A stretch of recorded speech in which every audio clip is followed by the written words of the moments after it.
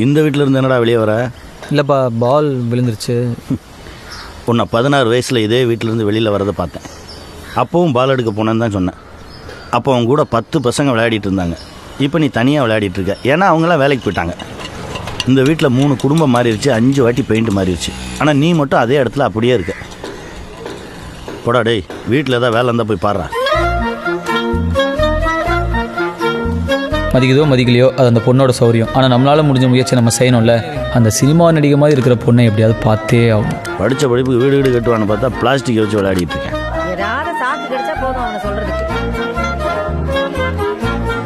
பின்னாடியே போகுது பாரு. ஏன்னா எனத்தோட தானே சேரும்.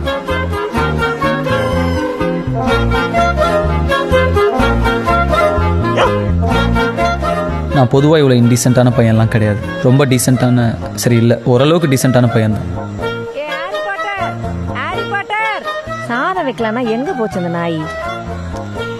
டேய், இங்க என்னடா பண்ணிட்டு இருக்க? கீழே அப்பா கேட்கறாரு. ஒன்றும் இல்லையா, சும்மா தான். கையில் என்னடா? ஒன்றும் இல்லைம்மா. குடுறா இங்க. என்னடா இது? அதான் சொன்னேன்ல, புதுசாக இன்ஜினியரிங்காக ஏதோ ஒரு ப்ராஜெக்ட்டுன்னு. அதான் ஏதோ. இது என்னடா பண்ணோம்? இது டெலஸ்கோப் மாதிரி. இதில் பார்த்தா தூரமாக இருக்கிறதுலாம் கிட்ட தெரியும்.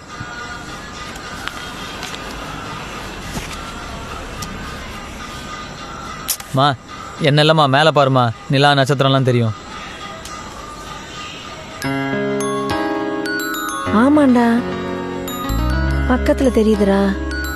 மா தொடலாம் முடியாதுமா. ஏன் ரகு, இது நீயேவா பண்ண? நீ திறமசாலி தான்டா. பின்னேண்டா உனக்கு வேலை கிடைக்கல? இப்பெல்லாம் திறமை மட்டும் பார்த்தாதுமா. பின்ன என்ன வேணுமா? திறமை மட்டும் இருந்தா போதும் ரகு. போமா. ஏமா, இந்த டைட்டானிக் படம் பார்த்துருக்க?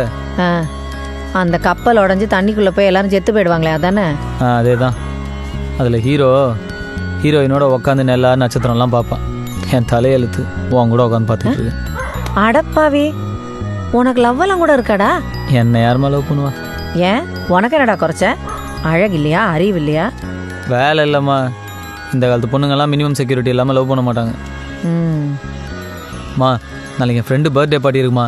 எல்லாரும் 2000 ரூபா கொண்டு வரணும்னு சொல்லியிருக்காங்கம்மா. எப்படியாவது ரெடி பண்ணி கொடுமா. உன் தம்பிகிட்ட கேட்டு வாங்கி தரேன். அதுக்கு என்ன செருப்பால் அடி.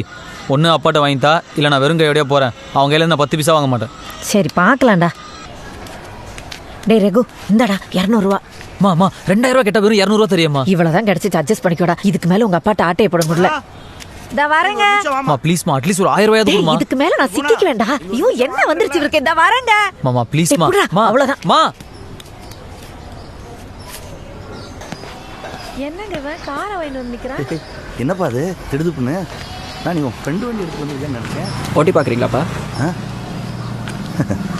நமக்கு இதெல்லாம் சரி வராதுப்பா. ஓட்டுறேப்பா, ஒரு ரவுண்ட் போகலாம். சரிப்பா. எனக்கு பிடிச்ச ப்ரௌன் கலர்லேயே எடுத்துருக்கடா. என்னடா சொல்லவே இல்லை? ஏறுமா. நீ வாண்ணா, ஒரு ரவுண்ட் போகலாம். இல்லை நீங்கள் போங்க, நான் அப்புறம். ஆமாம், வரைக்கும் நிறைய வேலை இருக்கும்ல. லிட்டருக்கு எத்தனை கிலோமீட்டர் போகணும்? யாரை நம்பி நான் பிறந்தேன், போங்கடா போங்க.